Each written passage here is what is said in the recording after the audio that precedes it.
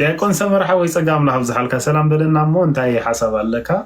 ንሽ እግዚአብሔር ይመስገን። እግዚአብሔር ይባረኩ። ቅሽ አንጎሶም ጽቡቅ ደሪዖም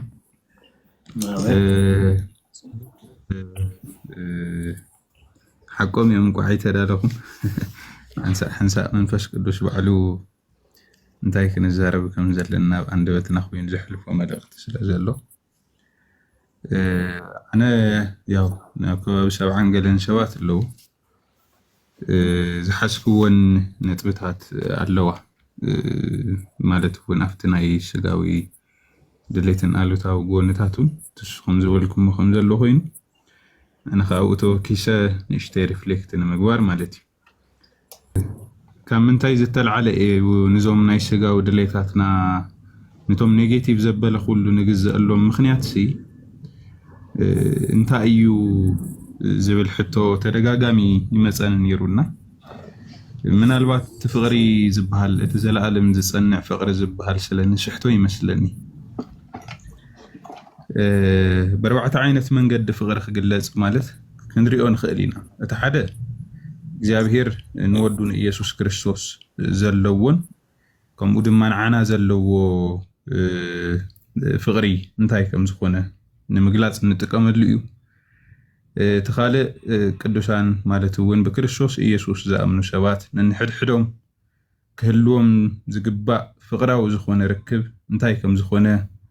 ዝገልጸልና እዩ እቲ ሳልሳይ ድማ ሰባት ንእግዚአብሔር ዘለዎም ፍቅሪ እንታይ ከም ዝኾነ ዝገልጸልና እዩ እቲ ራብዓይ ድማ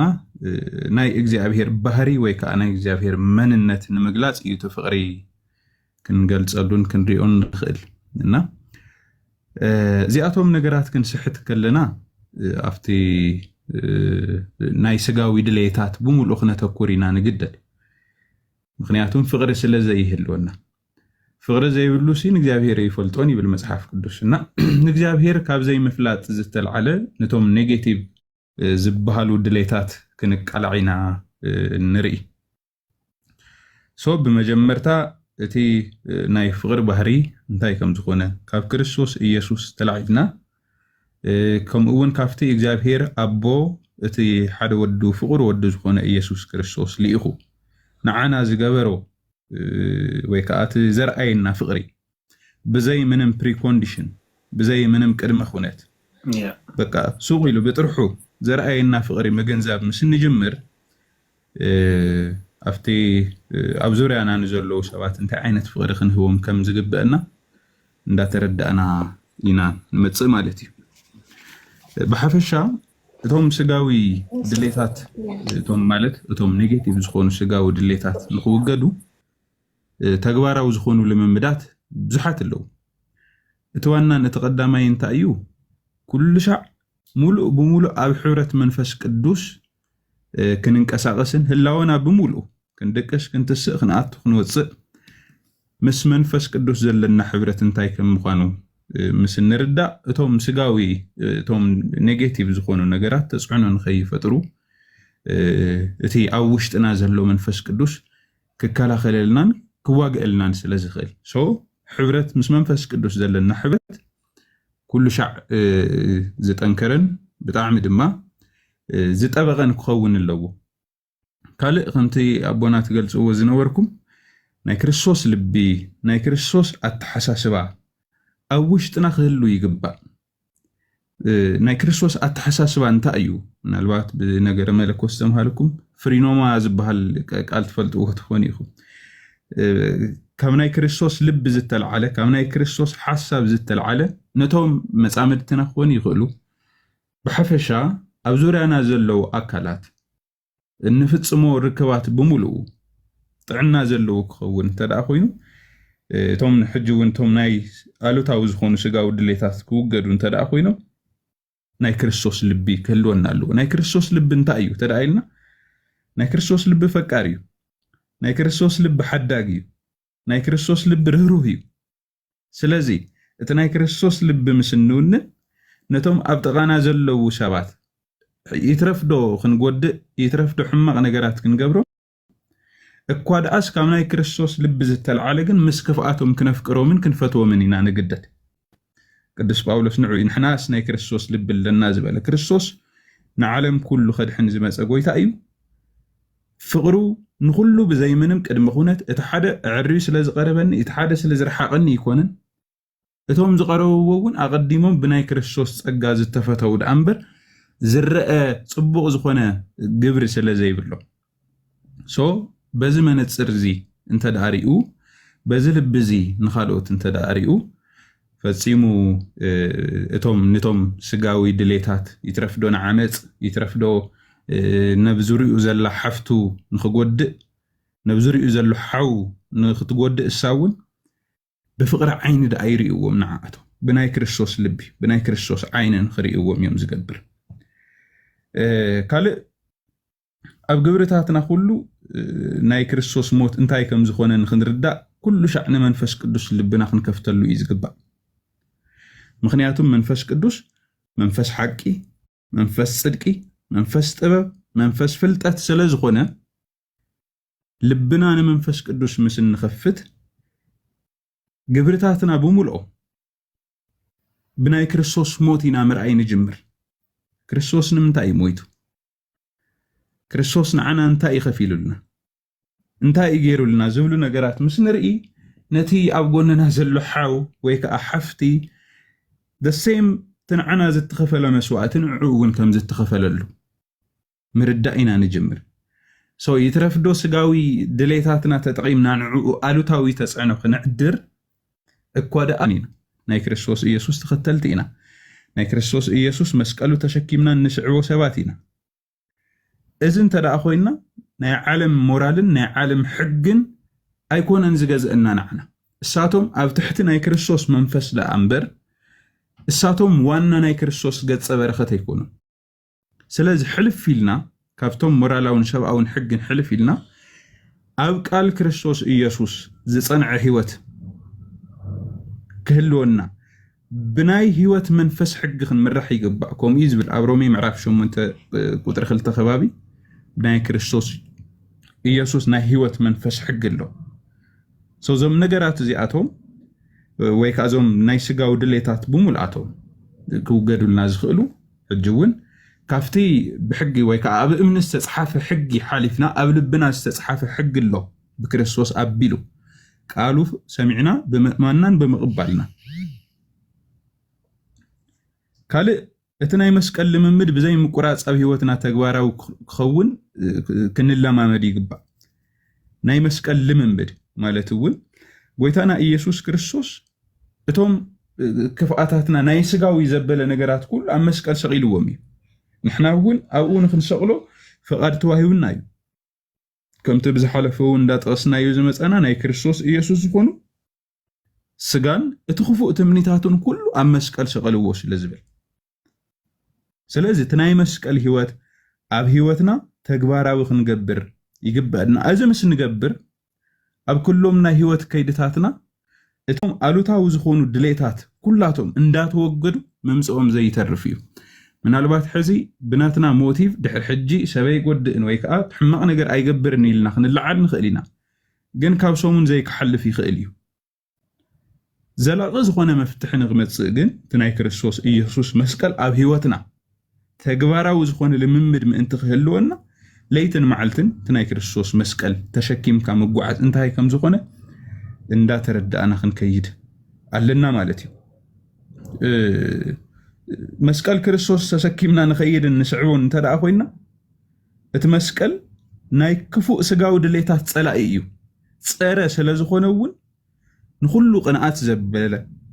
ፅልኢ ዘበለ ዓመፅ ዘበለ ሓጢያት ዘበለ ኩሉ ክቐትሎ ዓብይ ስልጣን ዘለዎ እዩ እግዚአብሔር ይመስገን ጎይታ ኢየሱስ ክርስቶስ እውን ንዑ እዩ ዝፈትወኒ መስቀል ተሸኪሙ ይከተለን ንርእሱ ከዓ ይክሓድ ይብል ናይ ርእስና ህይወት ትልኽ እንዳበለት ንክርስቶስ ክንስዕቦ ይንኽእል በቃ ክንመውተልና ኢን ሴንስ እቲ ዘለው ናይ ነፍሳዊ ዝኾነ ህይወት ክንቀትሎም ኣለና ናይ ስጋዊ ዝኾኑ ድሌታት ብምሎ ክቅተሉ ኣለዎ ብድሕሪኡ ናይ ትንሣኤ ህይወት ምንባር ክንጅምር ኢና ማለት እዩ እግዚአብሔር ይመስገን ብሓፈሻ ክብሎ ዝደለኹ ወይ ከዓ መልእኽተይ ከጠቓልል ሓጢያት ኣልቦ ዝኾነ ህይወት ንኽንነብር ብጣዕሚ ዕዙዝ ዝኾነ ባህጊ ኣብ ውሽጥና ክህሉ ይግባእ ካብኡ ሓሊፉ ድማ እቶም ናይ ስጋ ሕመቃት ክንርድኦምን ብዓብዩ ከዓ ስጋና ብክርስቶስ ከም ዝተሰቐለ ክንርኢ ይግባእ በቃ ስልጣኑ ናይ ስጋና ስልጣናት ብምልኦም ጎይታና ኢየሱስ ክርስቶስ ከም ዝሰቐሉን ናይ ጽድቂ በሪ ከም ዝተኸፈተን ናይ ህይወት መንፈስ ሕጊ ከም ዝተወሃበናን ኣሚንና ኩሉ ሻዕዒንትና ናብ ክርስቶስ ኢየሱስ እንዳጠመትና ነቶም ኔጌቲቭ ዝበሃሉ ነገራት እንዳረኣና ርእሲ ርእሶም ክንቅጥቅጠሎም ዘይንኽእለሉ ዓቕሚ የብልናን ምክንያቱም ጸጋ ስለ ዝተወሃበ ተጸጋታ እዩ ከም ትብቲቶ ዘሎ ሓጢኣተኝነትን ዓለማዊ ትምኒትን ዘኽሕድ ስለ ዝኾነ ስለዚ ናብ መን ንቕረብ ተተባሂሉ ሕጂ እውን ኣሕዋተይ ናብ ጎይታና ናብ ኢየሱስ ክርስቶስ ናብ ቃሉ ንቕረብ እዚ ምስ ዘይኸውን ምናልባት ናይ ሳይኮሎጂስት መምሃራን ብዙሓት ኣለዉ ብዛዕባ እዚ ነገራት ዝዛረቡ ካውንስለራት ኣለዉ ግን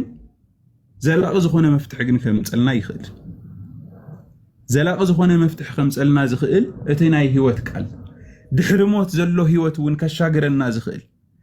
ዘለዓለማዊ ህይወት ከውህበና ዝኽእል ብእግዚአብሔር ኣቦ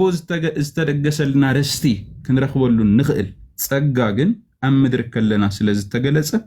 በቲ ጸጋ ንሱ ምምልላስ ይኹነልና ስለዚ ኩልና ናፍቲ ቃል ኣምላኽ ምስ ንቐርብ ሕጂ እውን ዞም ስጋዊ ድሌትን ቶም ኣሉታዊ ጎርንታቶምን ብእሪ ቁፅር ከቁፅረና ይኽእል እዩ ቅድሚ ሕጂ እዚ ነይሩ ሓጢኣተይ ሕጂ ግን እዚኦም ነገራት እዚኣቶም ተወጊዶምለይ እግዚአብሔር ህይወተይ ቀይርዎ ዝብል ምስክርነትና ውሽጥና ክመጽእ ይኽእል እዩና እግዚአብሔር ይባርኽኩም ኣንውሕልኩም ይቕሬታ ነው ብጣዕሚ ሰናይ ዝኾነ ሓሳብ ተንኪዩ ዲያቆን ሰመራ ሓውና ጸጋብ ዝሃልካ ብጣዕሚ ደስ ዝብል ሓንቲ ካብ ሞራላውን ሰብኣውን ሕግሲ ሕልፍ ዝበሉ ክንከውን ይግባአና እቲ ብክርስቶስ ኣቢሉ ዝመፀሲ ንዓለም ዝረትዐ ሓቂ እንዲ እቲ ኣብ ክርስቶስ ዝነበረት ህይወት ኣባና ኣላ ስለዚ ንሱ ክርስቶስ ዮሐንስ ወንጌል ምዕራፍ 1 እንታይ ዝብል ንሱ ኣብ ዓለም ነይሩ ዓለም ብኡ ተፈጢራ ዓለም ግን ኣይፈለጠቶን እዩ ዝብል እዚ ከብርሆ ከሎ ውርድ ኢሉ ድማ እቲ ዓለም ዘይፈለጠትሉ ምክንያት ካብ ብርሃን ጸልማት ስለ ዝሓረየት እዩ ይብል ሕጂ ንሕና ካብ ሞራላውን ካብ ሰብኣውን ዝኾነ ሕጊ ሕልፍ ኢልና ሰብታ ጸልማት ዝኾነት ዓለም በቃ ዘብርሁ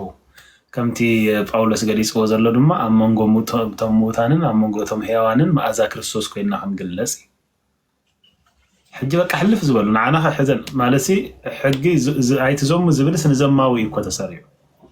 መጽሓፍ ቅዱስ ትሕቲ ሕጊ ጸጋ ትሕቲ ሕጊ ዘይኮነስ ትሕቲ ጸጋ ዝኾናሉ ምክንያት እኮ ዝኮ እዩ ትሕቲ ሕጊ እንድሕር ኮይንካ ሕጊ ዝመልከካ ሕጊ ዝገዛእካ ስለዚ ጽድቂ ናይ ምግባር ድላይ ይኹን ጽድቂ ናይ ምግባር ግዴታ እውን የብልካ ምክንያቱ ባርያ ናይ ሕጊ ኮይንካ ጥራይካ ትነብር ክርስቶስ ግን ልዕሊ ሕጊ ወይ ከዓ ትሕቲ ጸጋ ገይሩና ስለዚ እቲ ሓጢኣት ኣይመልከኩምን እዩ ተባሂሉ ተጻሕፈ ሮሜ ምዕራፍ 6 ማለት እዩ ጀትሪኦ ከለካ ነገራትና ክርአ ከሎ ግን ሞራል ማነር ሓደ ግዜ ካባና ንላዕሊ ኣብ ዓለም እዩ ዘሎ ዓለም ቤት ፍርድ ኣለዋ ገበነኛታት ብሕጊ እንትቐፅዓሉ ቤት ፍርድ ኣለዋ ገበነኛሃሲ መሰሎም ተኽብረሎ ንዝቐተሉስ መሰሎም ተኽብረሎ ብመከራን ዝሓልፉን ዘሎ ብስደት ንዘለው ብኹናት ዝተመዛነበሉ ሰባት ናይ እምነት ኣይኮነን ግን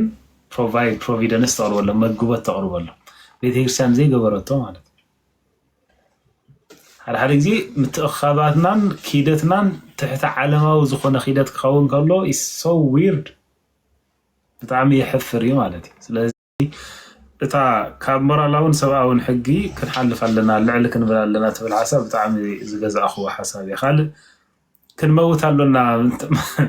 አንተ እውን ከምኡ ኢለ ነይረ ንሕና ሲ ምሉእ ፍቃድ ናይ ክውስን ከለኹ ናይ ጎይታ ፍቃድ ጥራይ ኣይኮንኩን ናብ ግምት ዝእትዎ ናተይ ፍቃድ እውን የብ ግምት ዝእትዎ ተቀጥ ሓቅኹም እዩ ግን አንተ እንታይ ንብል ነርና መስቀሉ ተሰኪሙ ከም ዝጓዓዝ ሰብ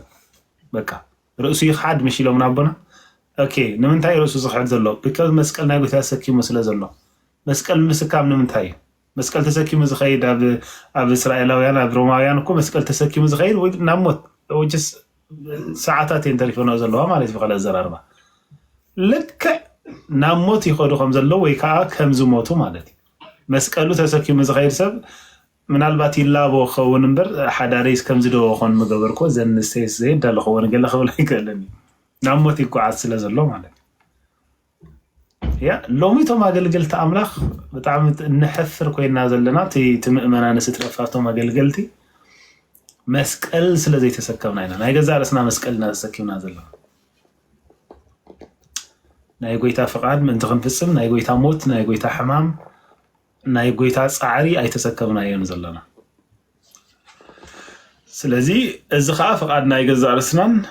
ناي دليتنان ناي املاخن ناتنان ناتن فقادنا نغبر غيرنا له مالتي ابقى لاي تيموثيوس مراف كلت فدي 4 سينا ازازي كحغس زدلي ابا غلغلوت زلو وتحدر بخالق منبابرو كحلخ ايغبوني نازازي كحغس ننغس كحغس ابو تدرنا زلو ويا غلغلوت زلو وتحدر نغلغاليو من حغس وينتي نغس من تخغس عاوت كمص مالتي عاغس من عاوت من تخمس نصلاقا من تخدمسس بخالق من نبابرو كحلخ ايغبوني يعني داتا كوساسي اتا تحداريك هذا زين تريتسيتي انده اتا تليشتي وديك انتي كومو بلا يغبوني fully committed كوينو وتادر تراي قون زلو يزول زلو فاولس so كم اون يلشعو تمثلاتي مسمصه كم اون اتي ابصوتا زودادر كم حق غير انت زي توداديرو اخليل عوت ايركبني كم حقنا يتصوتا مالتي واو انه كيف توكاي غريل كايو هاي لغبرت اللاسي اتاتما ايرتراويان كنتك مانيتاني زرسنا يددس تادسنا غوي يخلو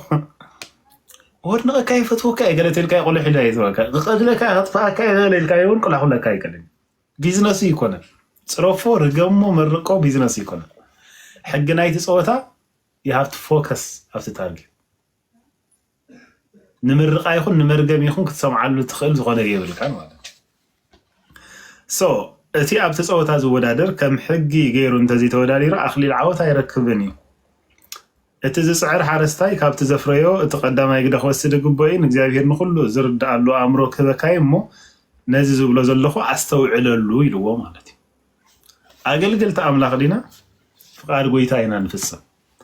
نسوخا امون سلازخوله فقادنا يفسم كومي زبل يا تقال እንዳወረደክ ወርድ ኮለንታይ ዝብል እንድሕር አሚንናዮ ንሱ ኦመንዩ ያ እዚ ስዕብ ቃል ኦመንዩ ይልሎ ኣብዚ ሒዝና ያዘልና ምዕራፍ ፈራ 11 ምሱ እንተ ሞትና ምሱኻ በህይወት ክነብሪና እንተ ተዓገስና ምሱ ክነግሲና እንተ ከሓድናዮ ንሱ ውን ክሕደናዮ ريخم تتعجسنا مسوخ النجسينا انت موتنا بهيوت كنبرينا اذا قال زي اومن يبل سلازي نحنا ناي غويتا خنغبر كلنا غويتا ناتنا يغبر مالتي بتقدس منفسو غيرو ناتنا يغبر سلازي بعقمنا ببالحسن كنغبرن كنطرين كابن نخل نلاعلي غويتا بزي يبارخنا مالتي سلازي نسب اننا كابت مورالون سباون حقي حلف كنبل قال دما تلي خندابلنا ناي غزا فقادنا بتي ناي غويتا بت እንዳገበርና ዘይኮነስ ሙሉእ فقاد املاح ሙሉእ መስቀል ክንصور تنزو سركون حسابي مو ديكون سمر حوي تبارك صقا املاح بزحلكا نيقوديموس حوي صقا املاح بزحلكا كما يالها انت بروخا غلغالي كما يالها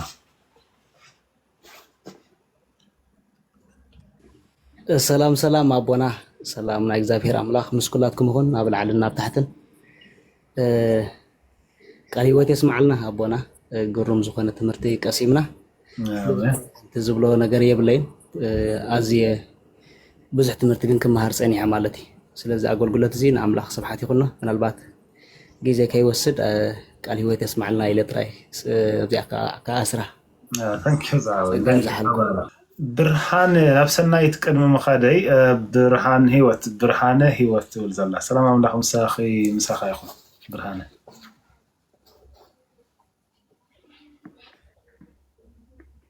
سلام እግዚአብሔር መስኩላትና ይሁን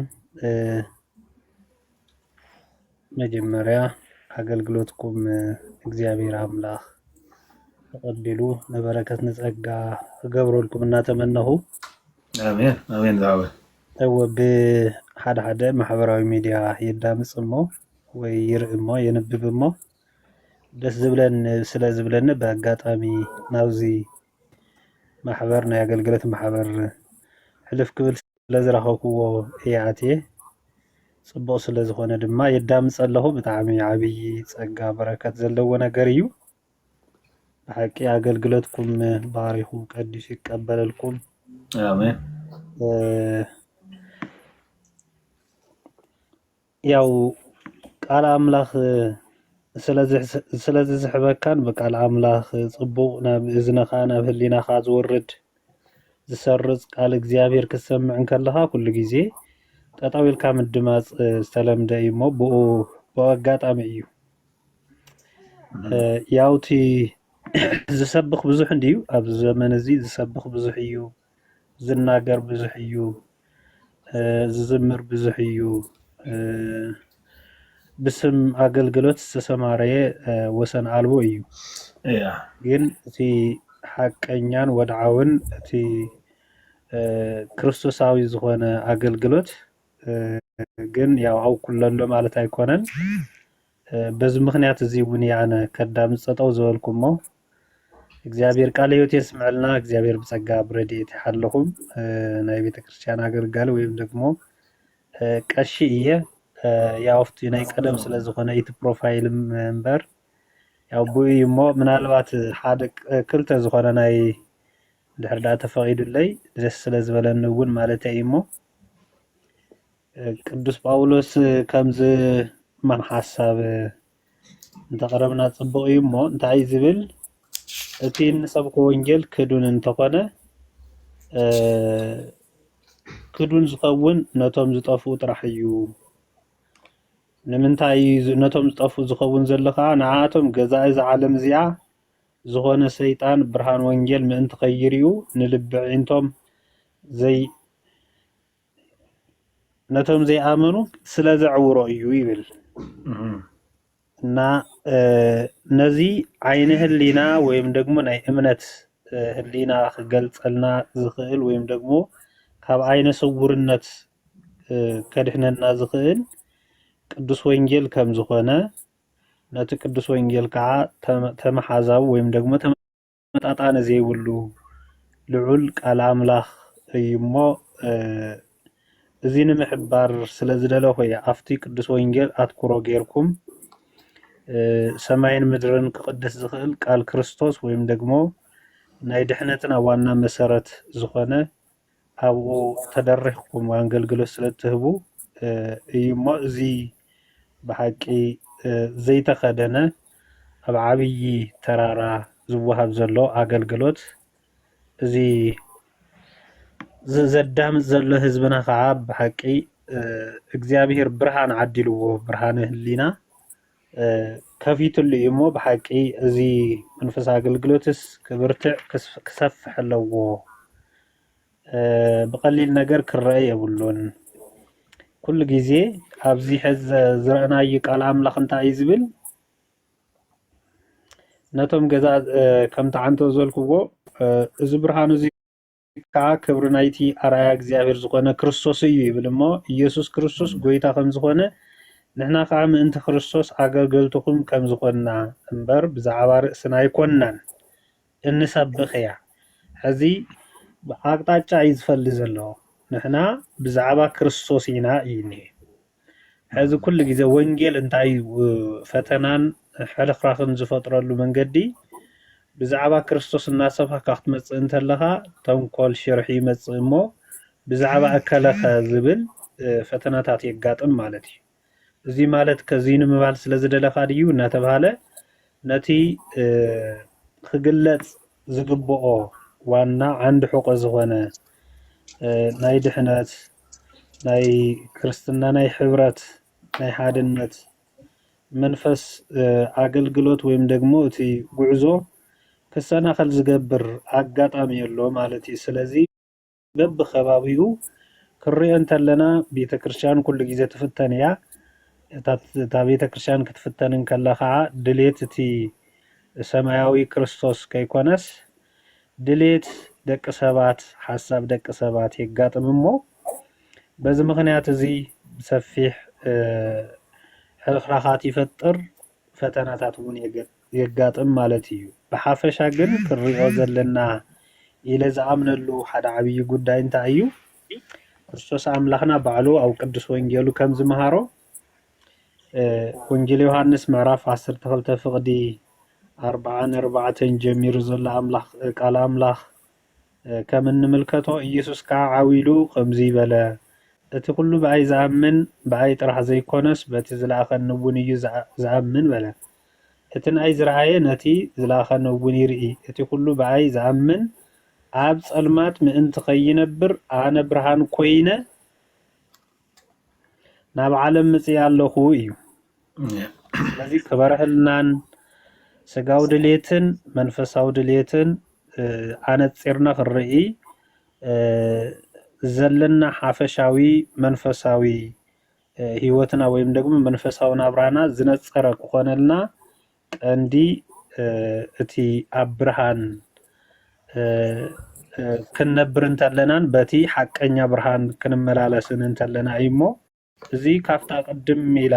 መሰረታ ዘይተናወጸት ቤተክርስቲያን ቅድስት ቤተክርስቲያን ወይም ደግሞ ካፍቶም ብርቱዓት ሊቃውንቲ ናይ ቀዳሞት ሊቃውንቲ ክንምልከት እንከለና ብርሃን ዘበኣማን ዘያበርህ ለኩሉ ሰብ ኢሎም አቦታትና ንኩሉ ሰብ ዝኣክል ብርሃንነት መለኮታዊ ብርሃን ብዝለበሰ ስጋ ዘንጸባረቀልና ክርስቶስ አምላኽና ቦ መሰረት ብርሃን እንድሕር ዳሃልዩ ጸልማት ይህልን ሞ ጸልማት እንተሃሊ ከዓ ኩሉ ነገር ክበርህልና ይኽእልን ሞ እዚ በሐቂ ወንጌል ብርሃን እዩ ወንጌል ከዓ ሐቀኛ ክንጓዓዘሉ ንኽእል ዘላቅነት ዘለዎ መንፈሳዊ መንገድና እይሞ ኣብዚ ወንጌል እዚ ኣድሂብኩም በርቲዕኩም ተገልግሉ ዘለኹም አቦታት እግዚአብሔር ክብሪ ዓድልኩም ንምባል ደልየ ስለዝነበረኒ ጊዜ እግዚአብሔር ስሙ ዝተመስገነ ይኹን እሺ ኣብዚያ ወዲ ኣለኹ አቦና ክብረታ በልና ጸጋ ብዝሓልኩም ብጣዕሚ ነመስግን ሰናይ ዝኾነ ቃል ካፊልኩም ኣለኹም ስለዘይ ተላለናኩም ይቕሬታ ክበርልና አቦና ጸጋ ብዝሓልኩም ስለዝሓበርኩምና ነቲ ቃል አምላኽ ክብሪ ስለዘለኩም ብጣዕሚ ነመስግነኩም ክብረት ያበልና ኩሉ ጊዜ ሶኒና ንገብሮ ዘለና አምላኽ እንድሕር ፈቂድልና ስለዚህ ተማ አገልግሎታት ወይ ተርእስቲ እንዳቀየርናዮ እንዳስፋሕናዮ ክንከይድና ሞ ፕሊስ ብዙሕ ጾር ዘለዎ መንእሰይ ኣሎ ብዙሕ ዝሽገር መንእሰይ ኣሎ ብዙሕ ሽገር ኣሓትና ኣለዋ ምናልባት ገለ ነገር እንተበርከትና ኢልና ኢና ማዓቕምና ስለዝኾነ ኣይኮነን ግን ምናልባት ከምዚ እንድሕር ትሩም እንድሕር ከፊትናያስ ብዙሓት ጸጋ ዘለዎም ብዙሓት ኣቦታትና ክመፁናን ክሕግዙናን ይኽእሉ እዮም ብዝበልና እሞ ፕሊስ ሕበርና ኢኹም ኣብ ዘለኹም ምሳና ከዓ ፕሊስ ፈሎው ግበርዎም ኢኹም ንዕኦም ምናልባት ንዕኦም ፈሎው እንድሕር ጌርናዮ ንሕና ኩላትና ኣብዚ ላይፍ ክንኣቱ ከለና ኖቲፊኬሽን ይኸዶም እዩ መፅኦም እዩ ስለዚ ነንሓድሕድና አገልግሎታት ካባና ሰባት ክኸፍቱ ከለዉ ምእታው ምምሃር መን ተኸጣመና ማለት እዩ ክብረት ያበልና አቦና ብጣዕሚ ኢና ነመስግን ክብሪ ዓድለለይ እግዚአብሔር ክህነት ይዓደ ይባርኽ ብጣዕሚ ደስ ስለዝበለኒ ኣቴ ክወፅእ ዘይደለኹሞ ያው ቃል እግዚአብሔር እውን ጽቡቕ ስለዝኾነ ሕብረት መንፈስ ቅዱስ ዘለዎ ኮይኑ ስለዝተሰምዐኒ ቃል ሕይወት የስምዐልና እግዚአብሔር ባርከልና እግዚአብሔር አሜን ክብር አቦና ጸጋ ብዝሓልኩም ብጣዕሚ ኢና ነመስግን ሄርሜላ ጓሌ መዝሙር ክዝምርልና ዓድል ክበኪ እሞ ሽዑ መምህር ዘላለም ቋድሓን መጻኹም ክብር አቦና ምናልባት ተዘይደፊረኩም ክሳብ ሕጂ ንምሃር ስለዝጸናሕና ሄርሜላ ጓሌ በመዝሙር ከተገልግለና ዓድል ለከባ ሄርሜላ ያለሁ አለሁ አቦና ይፍቱኝ እግዚአብሔር ይባርክ ዘጓሌ ጸጋ ብዝሓልኩም ተባረኹ በስመ አብ ወወልድ ወመንፈስ ቅዱስ አሐዱ አምላክ ናቦታ ዕረፍተይ ናብ ኢየሱስ ፍቅሩ ተመሊኤ እነሆ ይክስክስ እናበልና ብስም ስላሴ ዘምር ናቦታ ዕረፍተይ ናብ ኢየሱስ ፍቅሩ ተመሊኤ እነሆ ግስግስ ሰሚዐ ጻውዒቱ تماري خبقالاتو عساز قفلام زانشتو جلباي حديقة يا ايه كختلون قويتاي نابو تعرفتي ناب يسوس فقرو تمالي انغو قسقس نابو تعرفتي ناب يسوس فقرو تمالي انغو قسقس أبتا أفكبلا كارت زقر سلا أبوتا حلو في عيد ديوني تاريخ كيري قويتاي توعوني نابوتا عرفتي ناب يسوس فقرو تمالي أنه قسقس نابو تعرفتي ناب يسوس فقرو تمالي أنه قسقس تحدي قول كيلو نحاتي كله كندتي بزحاتو كندزي حدا قالي يسوس زلوني بزوحي وفقري نابو تعرفتي ناب يسوس فقرو تمالي أنه قسقس نابو تعرفتي ناب يسوس فقرو تمالي أنه قسقس نابيا ياقوب قدقار داقيم يلن مخاد فليت أيو أيام اتمايز لمنني فتم زي زم ما هي وتقويتاني نابو تعرفتي ناب يسوس فقرو تمالي أنه قسقس نابو تعرفتي ناب يسوس فقرو تمالي أنه قسقس نامنا ياقوب قدقاد داقيم يلن مخاد فليت أيو أيه تمايز لمنني فتم زي تم ما هي وتقويتاني تحدي قول كيلو نحاتي آتي كله كندتي بزحاتو كندي زي حدا قالي يسوس زلوني بزوحي وفقري نابو تعرفتي ناب يسوس فقرو تمالي أنه قسقس نابو تعرفتي ناب يسوس فقرو تمالي أنه قسقس እግዚአብሔር ይክበር آمين هرملا قولي قدسي صقا ملاخ زحالكي زيد هزبل الصنانع مزمور زمير كلنا انتاي دي زحاسب صنحي اب حنت سنين اب حنت قطم انتاي لك صنيح خسي تعاسا زقفلان اشتجالواي انتاي لك صنيح حديقة يا كي حديقة يا خيدة انتاي صنيح بقيتا خيدة حديقة يا خيدة ناب زقفلان اشتجالواي حديقة يا ايك خطلو نقويتاي حديقة يا ايك خطلو نقويتاي ديكون سمر عنتو بنتايلنا نيروسي فقال أملاخ نخنقبرس رأسنا خنكحد كنموت علونا كان دفع أولا سيلو وزر حجي مسقويت عند حرميتنا خمتو قلت يا معراف سلسة قليسو زلو بدعري انتا يزغون حجي أبايز نبر زلو سقويت هايو سلازي قويت أبانا ينبر سلزلو أبانا خفصو مزقبهم تم فقادنا يقويت هايو مالتي يا خمتو فيليبيسيس تقليسو زلو ما انت قزا عدليوتيلو مقبارن دلاين زحدر نسو عبانا نسو يمو كيلوخو زي كونس كلوخو زي كونس كيلوخوون عبزيحكم بفرحن برعدن مدحانكم فصمو يلو حجي تزفص مدحان እግዚአብሔር ምእንተ ሰናይ ፈቃዱ ይሉ ኣብ ጸልማት ብርሃን ምእንተ ክንከውን ድላይን ምግባርን ይገብረልናይ እዚ እንድሕር اندحر مويتنا مس كريستوس وي كا بملو فقاد املاخ نفصم اندحر كوينا نختل اندحر كوينا انا خنغور نخل مالت حجي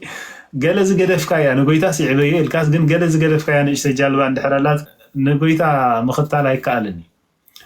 وي دما تختيلكايو فقاد كلتينا غويتا فقادن ناي غزار فقاد اندا غبركا يا تكيد مالتي تناي قدم ነገር ካ ደስ ብለካ ተቀደም ትነገብሮ ስራሕካ አይትገርፎኒኻ ያን እሱ እንዳገበርካ ኦኬ ጎይታ ካገለ ነገር ይልካ ስለዘሉ ለንስ እንዳገበርካ ትኸይድ ማለት አብ ዮሐንስ ወንጌል ምዕራፍ 21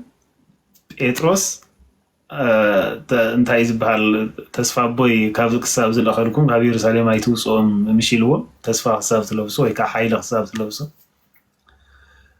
ግን ተማዓልት ስለዘይ አኸለተስ አፍታ ጎይታ ከገለጸሎም ዘሎ ለይቲ أنس بقى بحري خيري بقى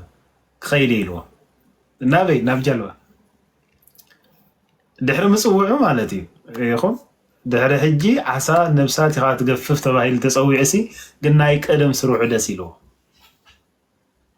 افتح حيل خلوب سلو زلو علت افتح قويتا خقلصلو زلو علت افتنا حدش اقلقلوت زدالو لغزي ناي قدم سروع تز سلازبلو انا خيري له تزقرن كماوريات بدعري بعال توماسكا كلهم نحن ونمسخن كيدنا يلوم مخيل ريهم افقاد وقيتا زيت مسرة ندحر كوين خيلتك كتصعر تخلي خاص عري وحالك امبر ولا حد نجر يتركبن حجبتها ليتتي اسقل نجر كو يرخون زفلطو بحري زخلو مياي كن قال نجر كو يرخون يلتقال املاخ مالتي حجي نقيتا خنكتلو خلنا አረጊት በተስተስ በለ ነገርና ሁሉ ገዲፍናይ ገለ ነገር ተገዲፍካ አፍገለዋን ነታዝ ገደፍካ ያትበራካ ትናይ ቀደም ነገር ካደስ ብለካ ማለት አብ ሉቃስ ወንጌል አንብቦ አይኹም ምዕራፍ 5 ተፍታ መወዳታ ዘላ ጥቅሲ ንደቀ መዛሙርት ኻሲ አይጾም ደቀ መዛሙርት ዮሐንስ ጾም ይኦም ደቀ መዛሙርት ኻግን አይጾምን ይኦም መስበሎም ዝመሰላ ሐርብን ወይንን ይሉ ዝመሰላ ምሳሌ ኢንሻአላህ አፍታ መወዳታ ፍቅዲ 39 እንታይ ይብል መሲልኩም ጎይታ كرام وين ستيو نت كرام ويني طعميو زبلنبر نزا حدش ويني زدلي يلبوني ولا كرام زخونه ويني ستيو which is زلمدو زفلطو طعم زلو لو بقى كرام زخونه زصنحه معناتي وين ستيو اتناي قدم وين طعميو زبلنبر حدش ويني طعمي زل وي حدش ويني زدلي يلن يلو ليهم هذا غزي تي زقدمه زنبره هيوتنا زمچانان كنملوسو خنغبرو دس زبلنا نخون نخالي ጎይታ ዝደልየና ግን ነተሐድሽ ወይን ክንሰቲ ስለዚህ አብቃና ናይ ገሊላ ኾም ኢሉ ተቀዳማይ ነው ጥዑም አይኮነን ትብድሕሪኡ ዘሐደሰ ሐድሽ ወይን ጥዑም ከም ዝኾነ ርእይዎ ስለዚህ ንሳቶም በትትምርት እንታምራትን መስኪሮም ትዝበለጸ በቃ ዝኾነ ሰብሲ ቀደም ትጥዑም ይዳሉ ደሓር እቲ ደሓን ዝኾነ ይዳሉ ንስኻ ግን በንጻሪ ኢኻ ጌርካ ኢሉ ቀደም እቲ ክንዶ ጥዑም ዘይኮነ ሄብካናስ በድሕሪኡ ግን ትዝበለጸ ምጽኻ ኢሎም ተገሪሞም ማለት ريخم أبي هو تناقيتا خم يخفكر زللي غريتا ممهران قالو بزح تزاريونا سقاب زحل كي يرميلا قالي من الوقت اندحر زي دخيمكي حدا خابزن تمرسا تحت بكومنت مريس ومن ذلو حنت مزمر زمر لنا يا أخي ذا قالي برختي ممر زلالم سلام اللهم سلامهم كذا ياللهم كعلهم مساهم سلام ليكاونت بيت كريستيان كمو مؤمنان كما يتعلم ربنا يفتي زيابير مسجن أبونا نقعد عن مساهم زيابير مسجن قع سلام تنحهم يفتحنا عليه وتسمع لنا خا سمعت يدينا أبونا بيترس يفتحنا أبونا زيابير يفتح زيابير بارخ عليه وتسمع لنا نبي حكي قالنا زمرك زماري دائما زي ما نقدسان أبوتاتنا نين قدس ياريب نين قدسان قدس يا داوود استقبل زمارك ويتنا يقبل الكي كم ممهران أنا بحكي بوشي كوراب كل جزء كتاتلكم بتعامي صبوا كده أخم حسكم أزلهم وتولد زي اللي ينقر خوانا زقبا نقر يخاط عايل لهم حوارياوي تلقنا وحمت توصل لهم زاهر أملاك لو نوح أدمى الصقا غيرها كم أنا أتو أتهزو زي